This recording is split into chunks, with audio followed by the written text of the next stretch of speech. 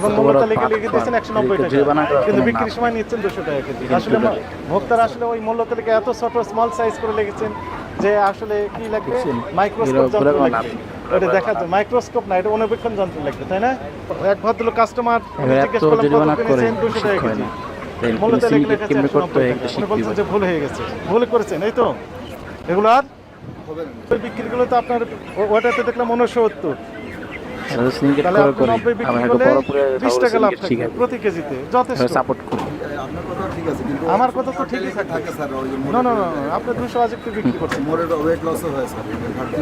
মানুষের পেই থাকুন দরকার। পানি ঢুকে দেন, খাবার ঢুকে দেন, পাথর ঢুকে দেন, সবচেয়ে দাম কমা রাখি। আর আমগো দেশে কম দেন, মাসের দাম কম বেড়ে যায়। কারসাজি করেন 40 ধরে 2000 টাকা পরিশোধ করে নাই, 2000 টাকা দিয়ে এখানে সিগনেচার দেন।